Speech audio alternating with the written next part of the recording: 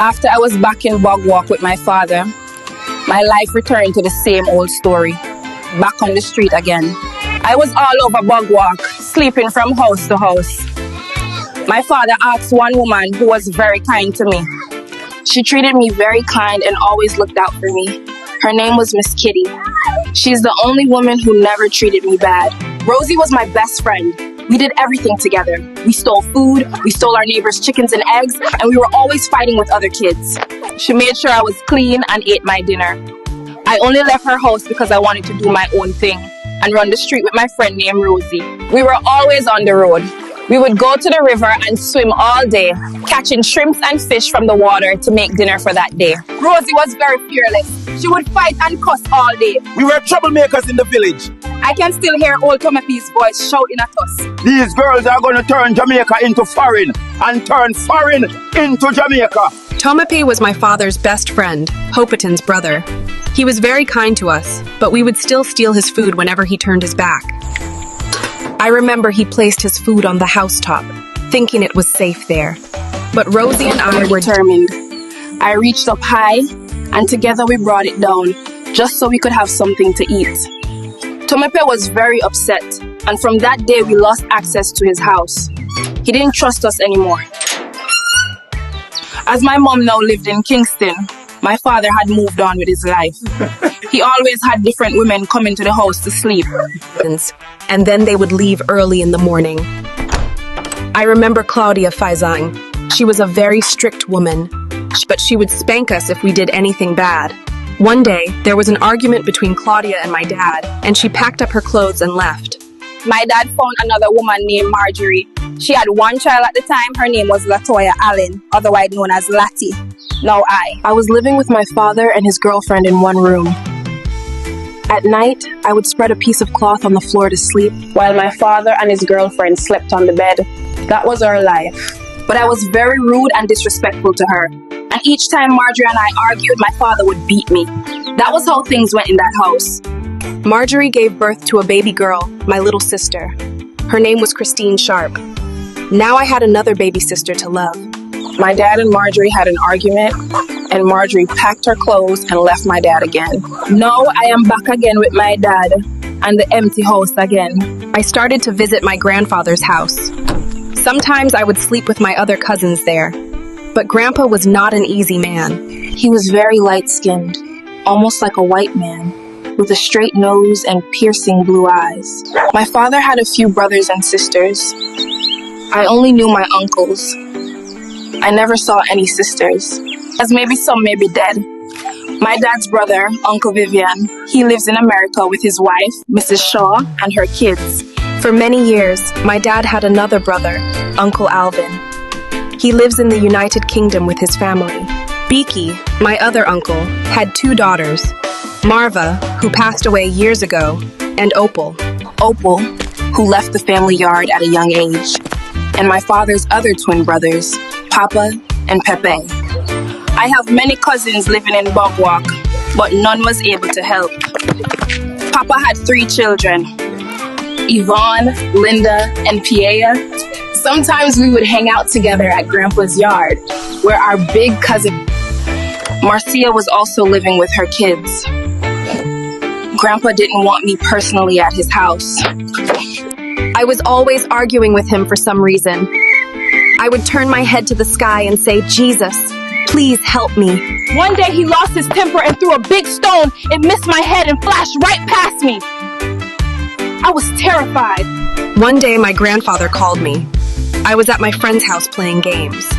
It took me about 2 minutes before I answered. I walked to Grandpa's house that day. He asked me if I was hungry. I told him yes, and he said he had left some dinner for me. He handed me a plate with 1 chicken foot, 1 dumpling, 1 piece of yellow yam, and a little reddish soup water. I heard a voice audible in my spirit, and the voice said, "Do not eat it." I took the plate from Grandpa and I said, "Thanks, Grandpa. I'm going over now to eat it." I smiled with him and walked away. When I went over to my friend, I threw the food and gave it to the dogs to eat. The dogs, right in front of my eyes, smelled the food. They bark loudly and walk away. They didn't eat it. I only told my cousin Yvonne, and I run. God spoke to me directly out of heaven and said, "Do not eat it." Something happened one day. I still cannot get around it. One day, two Rasta men drove by to see me.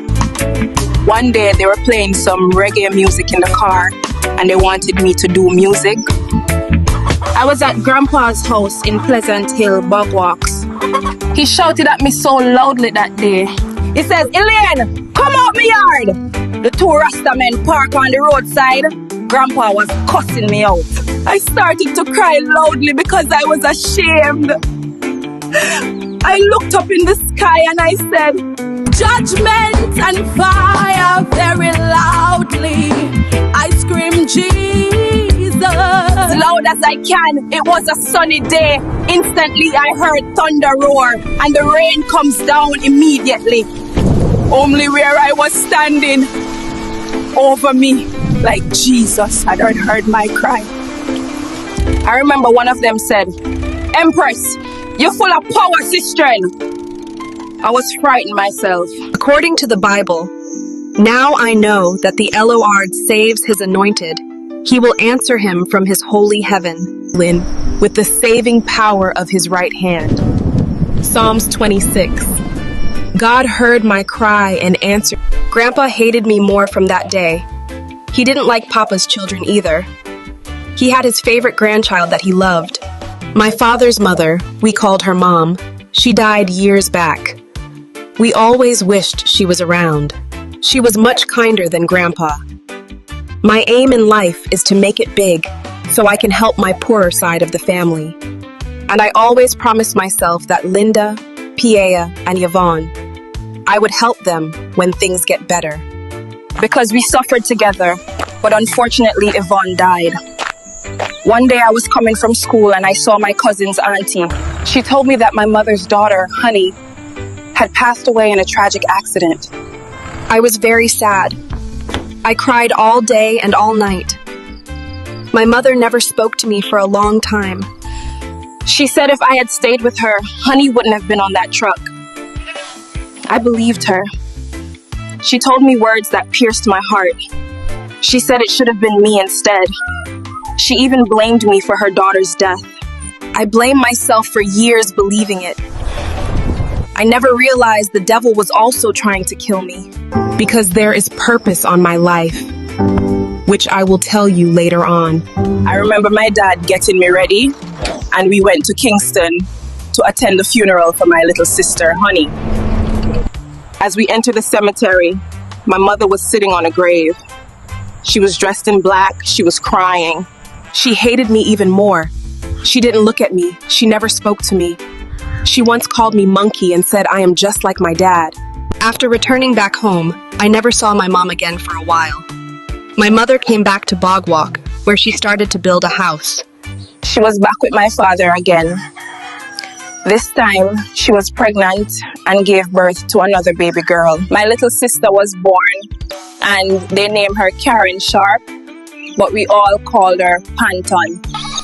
My mom moved out again from my father's house and went to her own house, where she lived with her new man named Willow. Sometime later, my mom took sick and went to the hospital. I remember I went to look for her, and she insulted me in the hospital, telling me to take off her clothes I was wearing. She looked for me and said, "Take off my clothes, me still there, I'm not dead yet, dirty girl." Me did so ashamed. Me walk past her hospital bed and me never look back. The patient them start laughing. I know my mom didn't love me, but I loved her. I always loved my mom, even though she didn't love me. I always wondering if I did something wrong, but I realized it was the devil who didn't want me to live, because God had a plan. One day I was coming from school. I fainted on Bogwalk Bridge. An old Rasta man named Sam saw when I fainted on the bridge. Sam was pushing a handcart. People believed Sam was a madman, but I believed he was an angel. He didn't have any shirt on, only a rip-up trousers, dirty and badly torn. He ran over to me on the bridge. I was lying down on the bridge, and I could hardly speak. I looked at him and said, I am hungry. Sam was drinking a box milk that day. He drank out some more. And then he held me in his hand like a baby, and he said to me, "Drink this." Instantly, I felt better. He put me on his handcart and carried me home. I almost died for hunger that day. God saved me again.